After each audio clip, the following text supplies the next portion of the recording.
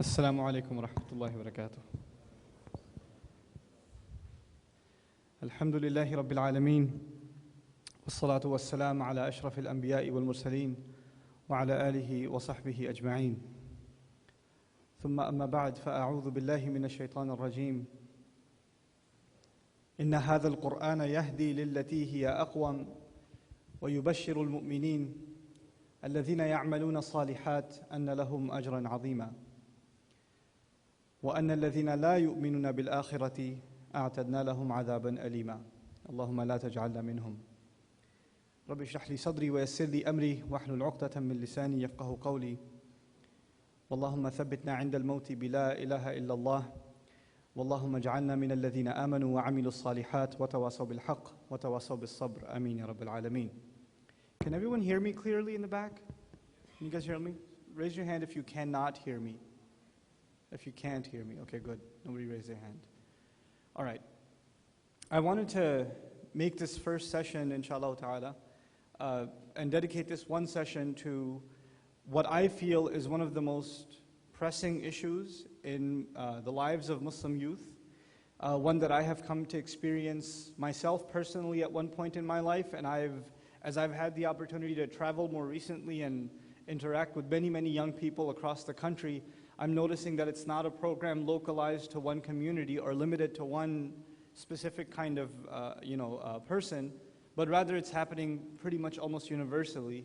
And I guess I'd probably want to term that a crisis of faith and a crisis of confidence in the religion. You know, alhamdulillah, many of you that are sitting here are Muslims that are eager to learn something more about their religion, and they want to advance further, and inshallah ta'ala, you guys are the hope for becoming ambassadors of this religion, not just to non-Muslims, but even to your struggling Muslim friends and family that are Muslim, but they're barely holding on to their faith. And they're barely holding on to any semblance of Islam in their lives.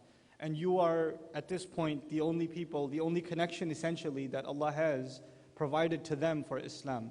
So the fact that you're here is already speaking volumes for the kind of commitment you have. And you might not think very highly of yourselves, but actually I do. And Allah Azza wa Jal, perhaps Allah Azza wa Jal holds you in very high regard. And may Allah accept this gathering and gatherings like this one and make us sincere in them. Now what I wanted to talk about, this crisis of faith, I'll share a couple of stories with you and then I'll talk about it in general.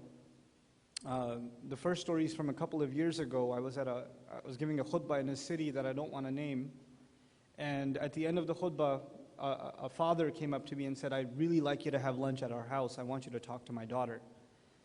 And I said, "Okay, I guess I have time." So he was right next door to the masjid too, so he took me to his house. And his daughter, he said, if you're okay with it, my daughter has some questions about Islam, etc., etc. If you don't mind, you can help answer some of them. So his daughter comes out. By the way, this is a Muslim family, born and raised Muslims. Parents are born and raised Muslims. Children are raised Muslims. And she comes out and she has piercings in strange places on her face, like on the side of her eye and like a couple on her forehead, like weird places. You look at that and you go, ouch. But anyway, so she sits down. I'm kind of weirded out at this point, but okay, you know what? Let's have her ask her questions. And she had about 30 of those. She had about 30 questions. And I didn't answer any of them. I just said, so what else? I kept saying, what else? And she kept adding stuff. And she had questions like, well, I have some friends at high school and they're gay and they're not bad people. They haven't killed anyone. So why do we hate them so much? And, why did God make a hell? Why did he have to do that? What's the point? And if he wanted to make a hell, then why did he create us to begin with? If he knows we're going to go there, then why did he do that to us? And she said, well, what's so bad about having a boyfriend? It's not like, murder. I'm not that bad. What's the big deal? Why did we make such a big deal out of everything? And I said, at this point, internally, I've already had 3 heart attacks, but externally, I'm saying to her, what else? And she just keeps going and going and going. And mind you, her father is sitting there. So if I'm having seizures, I felt really sad for him. I really did. And she just kept going and going. And at the end of her 30 questions, I said, okay, I'm willing to spend time with you and discuss these issues with you, but I'd rather you just answer one of my questions first. If you could do that, then we can probably have a good, well-directed conversation. There was a copy of Quran sitting on the dining table, so I picked it up. I said, do you really actually believe this is from God? Sent by an angel, through an angel, to a man, sallallahu alaihi wasallam. And whatever this has is perfect instruction for you and for me to live our lives in the best possible way. And if we live our lives this way, we'll find happiness here and forever. And if we don't, we'll find misery here and forever. Do you actually believe that? She goes, no, I'm not so sure. So she told me flat out, I'm not so sure. I said, well, then all of those other questions don't matter. None of that stuff matters. That's what I would call a crisis of faith. That's the first crisis of faith. And she's not the only one. I've seen this story play itself out. And a lot of people have those kinds of questions. They don't ask them. They don't ask them. A lot of people, I'm not just picking on girls here. Muslim guys, they'll be raised in a religious family and they know certain things are haram. And they'll, in their head they'll say, why is it haram? Why can't I do that? And they'll just say, Allah said so. You say that for everything. And then if somebody was to ask them, so what's Islam? Everything's haram. Here's my summary. All right? Islam equals don't smile, don't have fun, don't live life, because all of that stuff is haram. It's forbidden, right? And of course it's reinforced because when you come to a typical masjid across the country, all you see is people that are frowning all the time. It's like mamnu' at-tabassum, right? It's forbidden to smile here. Like if they even see a child running a little bit with a smile, hey, masjid. Don't you see the sign says sadness only? It's like a depressing thing. So, a child even growing up in a Muslim community, in an Islamic school he goes to, I'm not knocking on any Islamic schools here in Maryland, I don't know enough. But generally, it's run by some very angry aunties. The kids that are in class are just seeing angry people all the time. And the more religious they are, the angrier they are. Right? The longer the beard gets, the bigger the frown is. Very hard to smile. So they're in this environment all the time, and there's some questions that start popping in their head. Why am I even Muslim? Everybody around me is so miserable. They can't do anything. Every time I want to do something fun, they say haram. They say wrong. And all the friends I have in school, they say they're going to hell. What do you want me to do? Internally, a young man, a young girl, a young boy starts getting a little turned off by the religion. They start getting turned off by it. And then on top of that, most parents, let's be honest, most parents, even if they want to put their children in Islamic schools, they can't afford to. A lot of times they can't. It's a tough economy. It's not easy to afford, So most of our kids go to public school. That's a reality. It's not something you should embarrass people about. It's just a reality of Muslims living in this country. They go to public school. So parents feel guilty that they're not themselves able to give a quality religious education. They're certainly not getting one at school. Might as well put my child in Sunday school. Right? That'll help. It won't. It doesn't. Ask your child if it helped. Right? I asked the controversial question. If you want to gauge, and I love Sunday schools, by the way. I used to run one, and I think they're a blessing and they're an important effort in the effort to educate our children. Nonetheless, ask the average child that is sitting in Sunday school, any given Sunday. You just pull up, take one random kid from, especially a teenager, 12, 13, older. Pull them aside. Do you want to be here? Just ask them that one question. Do you want to be here? What is the overwhelming answer you will find?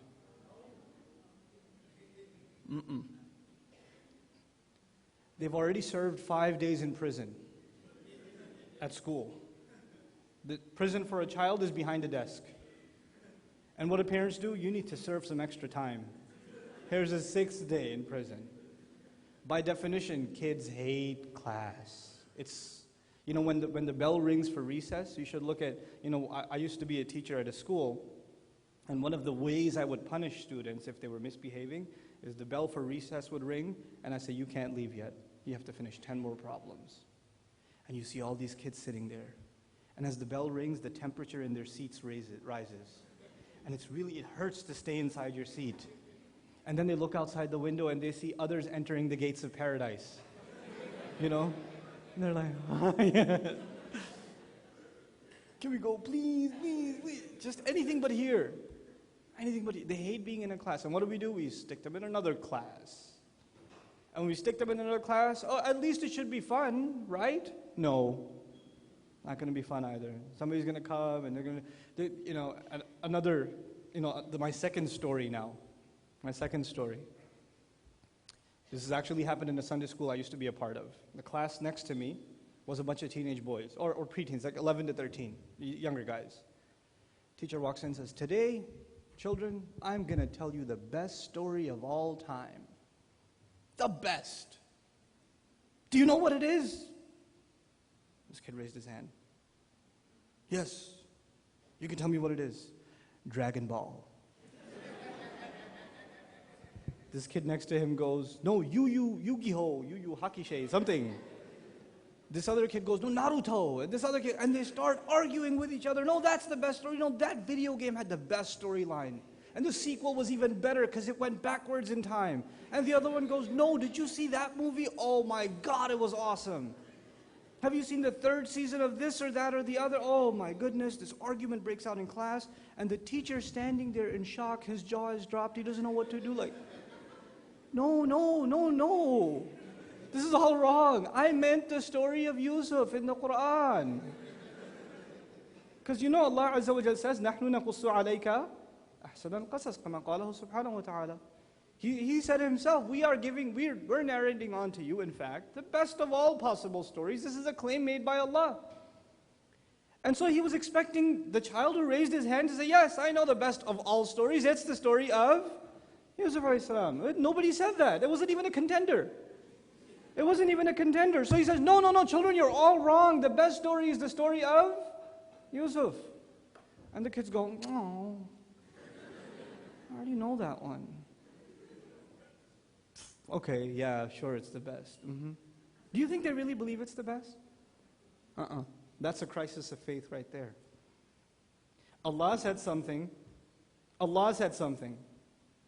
And our children sitting in a Sunday school, in a masjid, in the house of Allah, no matter how badly you want them to believe that, they don't. They're just saying it because you want to hear it. They're just saying it because you want it. That's a crisis of faith. That's a huge crisis. We have to understand how to address that crisis. All the other problems we have for our youth, and if you want to make a list of those and have programs about those, how Facebook is a fitna, how YouTube is a fitna, how the internet is a fitna, how stepping outside of your house is a fitna, how high school is a fitna, how the mall is a fitna, how your friends are a fitna, how your car is a fitna, how your cell phone is goodness gracious, oxygen is a fitna at that point, right? The list keeps going. I'm saying that list is superfluous. I'm arguing that stuff is fluff. We have to look underneath that fluff and look at what the real problem is. The real problem is a crisis of faith. We need to understand the problem. And the problem is our youth are not confident, not proud, not in love with Islam. They're not confident in the Quran. They're not confident that the Messenger of Allah sallallahu alaihi wasallam is the absolute best role model. No one deserves to be loved more. No one deserves to be followed more. No one. My third story is part of crisis of faith. I mentioned the story at the ICNA convention too. We're flying to the ICNA convention. I usually take my whole family, all 28 of them. I have 6 children. I lose count sometimes. But anyway, so we're flying together. My kids are little, so they're short, so they can't really see over the seat in the plane. So they're little. They're sitting there, and my wife and I were taller, so we can see the TV screen when it drops. Right? So there's a movie playing. We don't want to see it, but it's in your face right here. And of course, alhamdulillah, we don't have headphones, so it's a silent film at that point. And it was the Justin Bieber documentary. Yeah. Imagine that. Well, thankfully it was a silent film, right? So, move forward, they say. And also license plate number. I'm kidding. Okay, just move forward as much as you can. Thanks for moving. I really appreciate that. Not all at once, please. Calm down. Okay. There are spaces in the front. Yeah, there's spaces in the front. Please take them. Okay. So, this documentary that is playing, I'm trying to avoid looking at it, but I can't help myself. I can't help myself because they're showing this kid come and start singing his songs, and girls in the audience are crying. Like, you could tell they're just like, we love you so much, I'll die for you. And mothers bringing their daughters to concerts. And then somebody's handed a voucher that says you get to meet him backstage. You should see the family, how they're jumping up and down in joy. And in the course of that video, I was like, oh man, these people have nothing to look up to.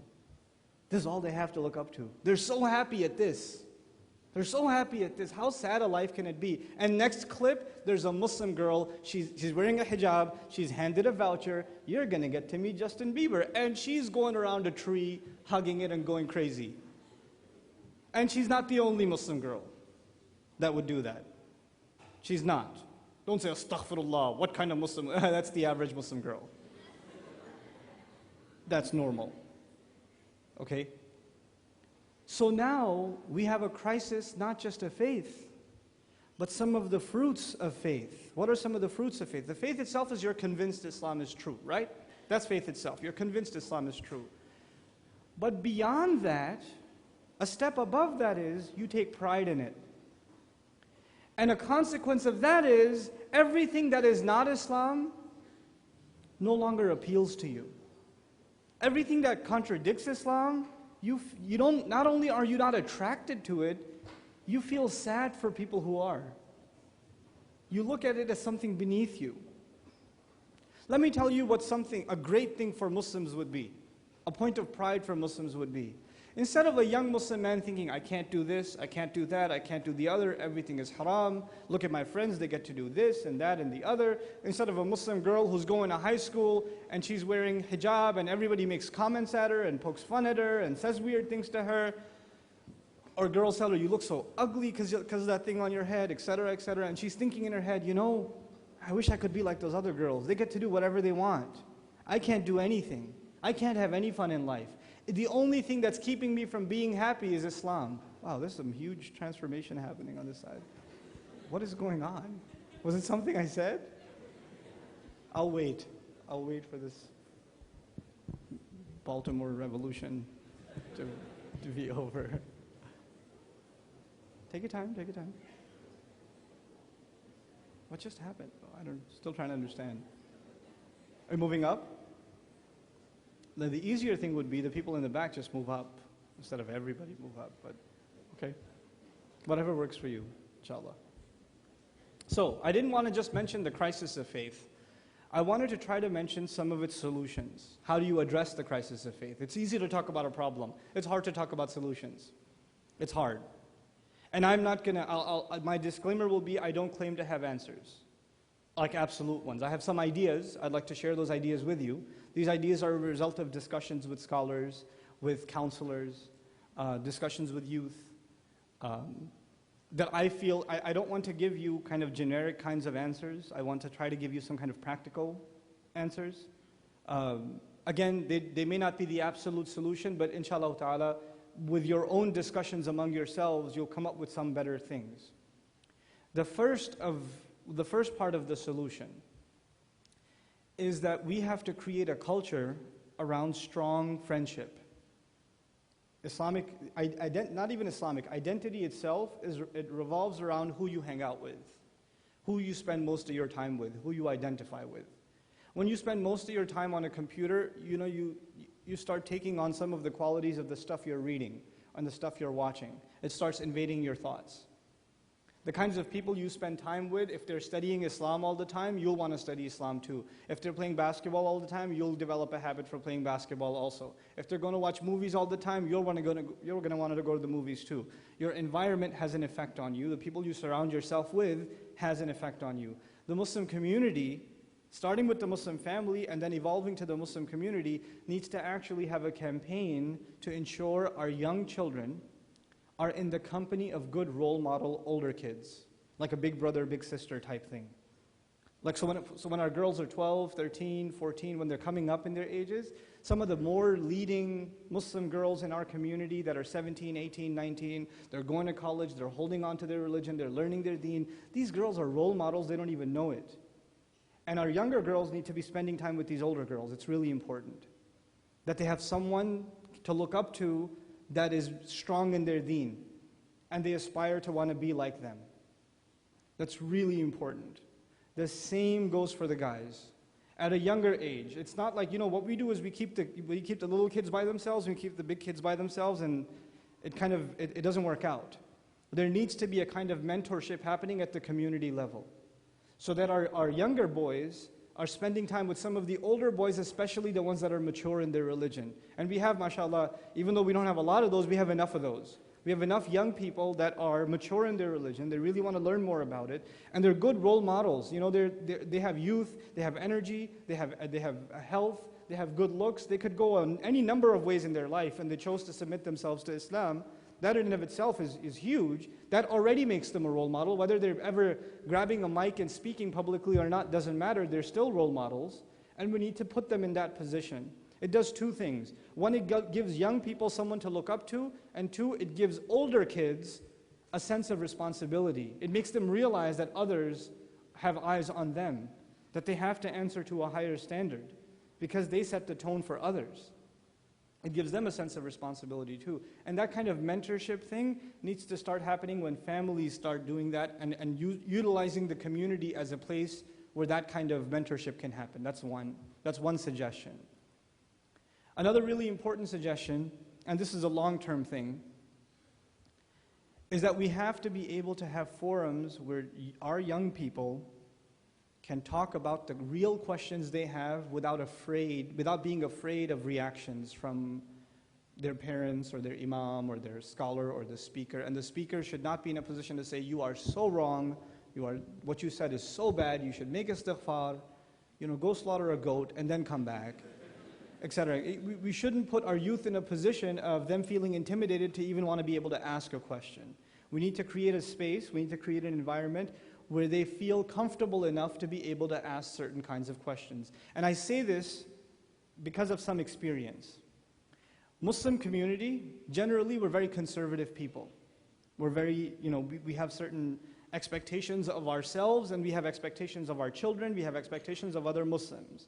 So when our Muslim boys and girls, within even our own family, have certain thoughts, or have certain questions, like if your boy for the first time got asked out on a date, or some girl came up to him and said, you want to go to the prom with me, or something, and he's thinking about it, but he'll never tell his mother.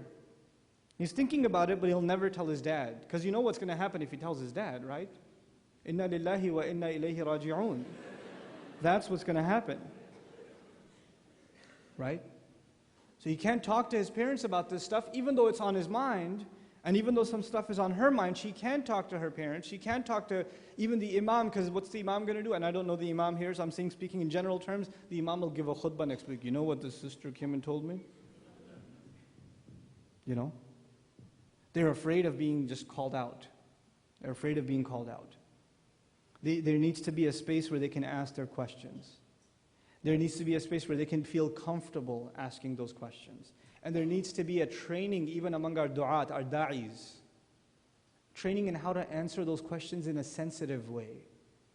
Realizing these are not questions on a piece of paper that you give a black and white answer to. There's a person who's really having problems. It's a human being who's really going through some serious struggles. And to want to spend time understanding where this problem came from.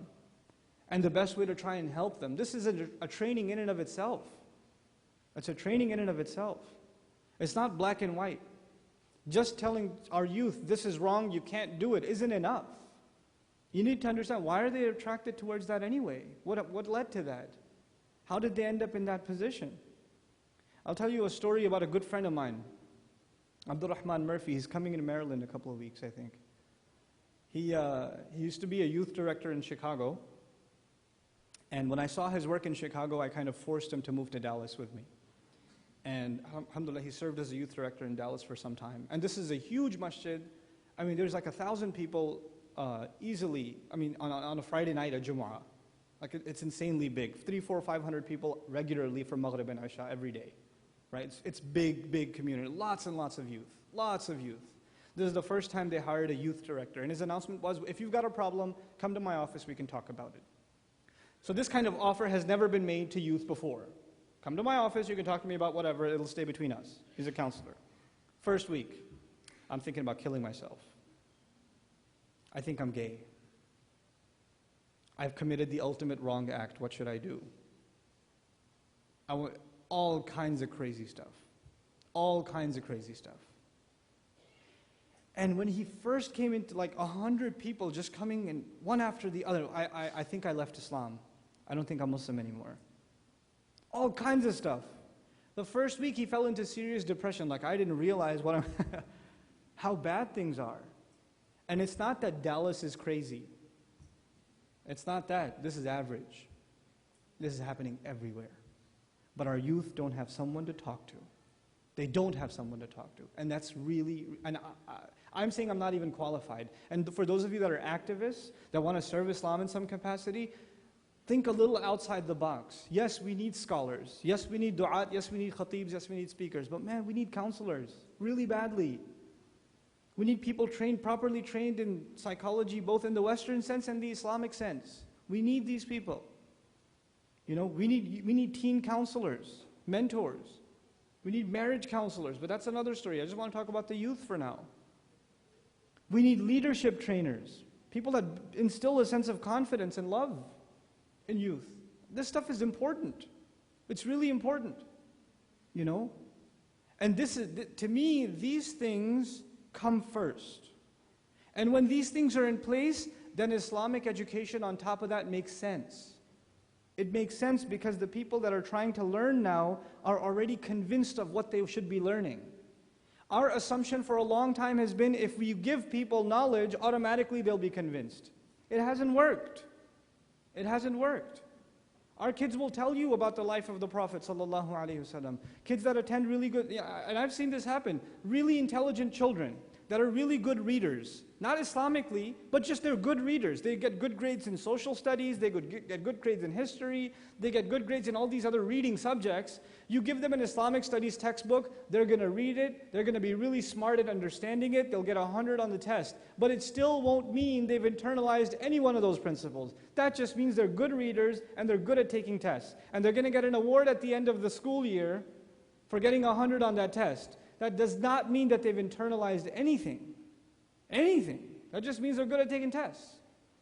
Our gauges of giving Islam, instilling Islam into our youth, our measures for that are very shallow. It's not the same as measuring whether your kid is doing well in math. It's not the same. They're two different things. And then our children are very smart. You know, kids are very adaptive. Especially teens are like cunning. They'll tell you exactly what you want to hear. What's the best story of all? Yusuf alayhi salam. Got him again. Yeah. They'll tell you because they know that's what you want to hear. The scariest thing I've ever seen, scariest thing. Abdul Rahman was doing a youth program. He said, how many people believe that when you make dua to Allah, you just raise your hand, you make dua to Allah, Allah is actually listening? Everybody raised their hand. Then he said, okay, think about it for 1 whole minute and then tell me. 3 people raised their hand. 3 people, that's the scariest thing. Scariest thing. This is the crisis of faith. This is what we have to address first. This is at the younger youth level. I want to talk a little bit about the older. How much time do I have left, do you know? Half an hour? No, I don't need half an hour. Okay. I need much less than that. The next level of crisis I want to talk to you is, this is more psychological in nature. But there's one higher up that's more intellectual in nature, a crisis of faith again, a fundamental crisis again. Our kids, you know, we're living in a time now where obviously Islam is constantly under attack. Actually, when you think of Islam, you think of criticism before you think of anything else. Okay? And there are certain ideas that are associated with the word Islam, with the word Quran, with the word Sharia. So if you ask an average person, you say the word Sharia, what are the things that come in their head immediately? Without you adding any adjectives yourself, what are some ideas that immediately pop in their head? Beheading, cutting hands, barbarism, stoning, this kind of stuff. This is what comes in people's head. This is popular society. And you cannot imagine, you cannot assume that Muslims that live in a society where Islam is constantly being bashed, not even a society, a world where Islam is constantly being bashed, will not have an effect, some residual effects on them also. It will. It has an effect on us. It impacts us. So our youth have already a little bit contamination in their views of Islam, because they're mixed in with what others say about Islam and what they've come to learn themselves from the deen of themselves. And a lot of times the real foundation isn't there to begin with.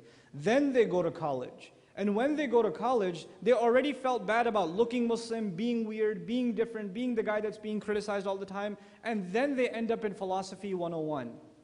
And they end up in anthropology 101. And they end up in Middle Eastern studies 101. And you know what happens in those courses, right? You know what happens in those college courses? Basically now this youth, let me tell you what's going on. This youth who felt bad about Islam this whole time, they didn't feel confident in the faith to begin with, and it was something they were almost embarrassed about. Now they have some philosophical arguments in their hands that justifies, well, yeah, I'm not that interested in Islam anymore because, how do we really know if God exists? I took a course about whether God exists or not, and there are all these arguments.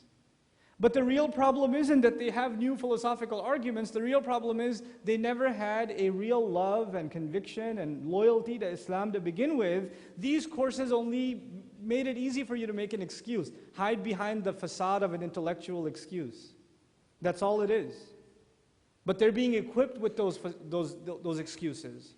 And then of course you take Islam, people want to study Islam in the West, and they want to study Islam at the University of Chicago, or they want to do a master's in Islamic studies from George Mason or wherever else. And all over the country there are Islamic studies programs now. These are anti-Islamic studies programs. These are un-Islamic studies programs. The entire idea behind them is criticism.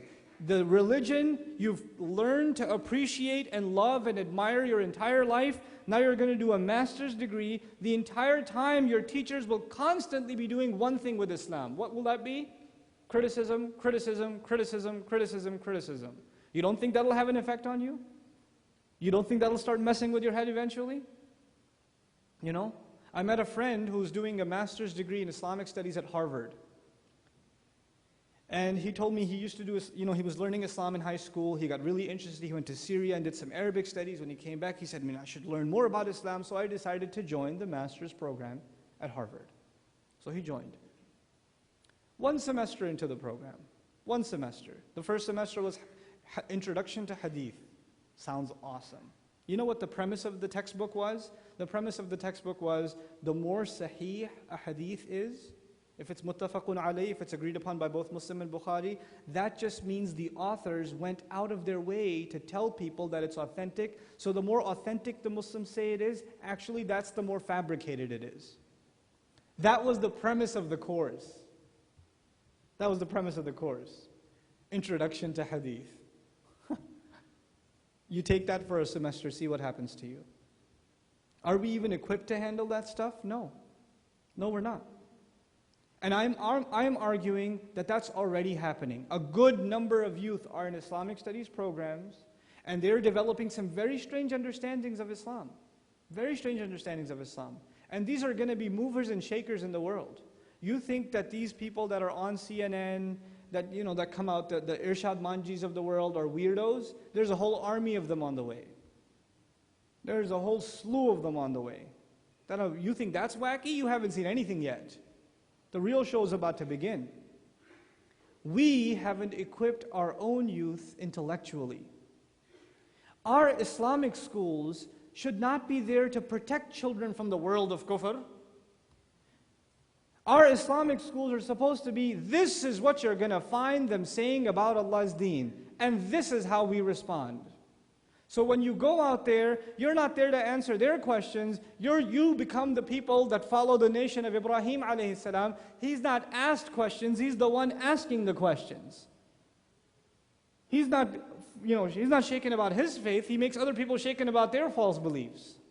It's the other way around. Our entire approach to Islamic education has become entirely defensive. There's too much fitna out there. We need to shield our children and hide them from what's going on outside. I fear for them when they go to college. No, everybody else should fear when the Muslim goes to college. It should be the other way around. We should be the carriers of confidence. That's what it should be. It needs an entire rethinking on our part on how Islamic education is conducted. We're constantly on the defense. This is my last point about this, building this kind of character and this mindset. We're continuously on the defensive. I'm tired of it. I'm tired of it, personally. We don't have to constantly explain ourselves. That's a really easy strategy that was employed even at the time of the Prophet ﷺ. Keep asking him all kinds of questions. Just keep him busy answering those questions. If he's constantly answering your questions, he'll never get around to asking you any questions. So some members of Bani Israel in Medina, some Jews of Medina, who brings you revelation? Jibreel? Oh, okay, that's interesting. Who are these people of the cave? Oh, okay, you know who they are? All right, okay. What's the ruh? Oh, you got an answer for that too? Okay. How come sometimes a boy is born and sometimes a girl is born? And if he answers that, what are they going to do? Ask another, and then ask another, and then ask another, and you'll be explaining yourself. So Allah answered a few. And then we moved on to another question. They said, وَقَالُوا أَإِذَا كُنَّا عِظَامًا وَرُفَاتًا أَإِنَّا لَمَبْعُوثُونَ خَلْقًا جَدِيدًا. If we're going to be reduced to decayed bones, nothing, we're going to be created again? Really? This time Allah did not explain. Usually He does, right? He answers the question. They asked about the people of the cave. Did Allah explain in detail? He did. When they asked about, Jibreel alayhi salam, Allah explained in detail. This time Allah drew a line. قُلْ كُونُوا حِجَارَةً أَوْ حَدِيدًا أَوْ خَلْقًا مِمَّا يَكْبُرُ فِي صُدُورِكُمْ. Tell them, even if you forget bones and decay, turn into rock, turn into metal, Allah will bring you back anyway. Which basically means shut up and get lost. I'm done answering your questions. Go ahead, turn into whatever you want, Allah will bring you back. Or whatever your imagination can come up with that is even harder to mold. Go ahead. أَوْ خَلْقًا مِمَّا يَكْبُرُ فِي صُدُورِكُمْ. Then so who's going to bring us back? فَسَيَقُولُونَ مَنْ يُعِيدُنَا قُلِ الَّذِي فَطَرَكُمْ أَوَّلَ مَرَّةٍ. Tell them the one who got you back the first time. Now get lost. Straight answer now. We have to see the fluff for fluff. We have to see through that. Not just for the sake of others, but for our own youth. We need to build a confidence into our youth as part of our education of them. If we don't do that, we will be paying the price for that in the next 10 years. I say that very fearfully as I say this to you. We are not, as the leaders of Muslim community, we're not doing an adequate enough job thinking about how to instill the confidence of faith, how to fight the crisis of faith among our Muslim youth. Muslim youth, when they have philosophical problems, we tell them, go make wudu and make 2 rak'ah over there. And if that doesn't work, okay, come back, and I'll give you a special dua, recite that, and your problem will go away. Listen, if they have a philosophical problem, and if they have doubts already, the spiritual solution is there, but you cannot ignore the intellectual solution. You can't. We can't afford. Our deen is intellectual. Our deen is not blind faith. Our deen is powerful. We have to believe that, and we have to instill that belief into our kids. Especially at a time where everybody thinks they've got something on Islam. They've got a reason why Islam is wrong. Everybody. Everybody's got one. Christians are attacking Islam. Do you know how ridiculous that is? Do you understand how absurd that is? I live in the South, right? Or close enough. I live in Texas. And I drive around in the South a lot. And my hobby is listening to Christian talk radio. That's what I do. When I'm on a road trip, I listen to Christian talk radio. And most Christian talk radio is about Islam. Because they have nothing much to talk about with it, So it's just, these Muslims, their Quran, thinks that we're doing shirk. Us believers are doing shirk, and we've got a Quran expert here who's going to explain everything to us. And then they'll have their whole show. And I'm listening to this stuff, and I'm laughing my head. It's such good comedy. It's quality comedy. Except when they talk about the contradictions in the Quran and its grammatical mistakes, right? When they talk about that stuff, I'm sitting there laughing, and at the same time I start crying. Because somewhere there's a Muslim listening to this who has no foundation in faith, and he's listening to this and saying what to himself or herself? Oh my God, that makes sense. They're onto something. They got us. We haven't been able, we haven't yet done our job planting the right seeds. That's my only premise. That's my only point. And we have to do that at an early age. And forums like YM and programs, like regular programs like YM, where youth get together and have company of each other, these are components of building confidence in your faith, because you're around other people that have similar confidence. Confidence feeds confidence. That's one part of it. But now we have to think even further. And we really have to give some serious thought on how to develop these kinds of institutions and how to evolve our current institutions and make them ready for these real challenges that are coming, and see the symptoms for symptoms and see the actual disease that needs to be attacked. Most of the time we talk about the symptoms, we don't talk about the disease. May Allah Azza wa Jal allow us to see the disease and empower us to be able to find a cure for those diseases through His book and the sunnah of His messenger sallallahu alayhi wa sallam. Barakallahu li wa lakum. Assalamu alaikum wa rahmatullahi.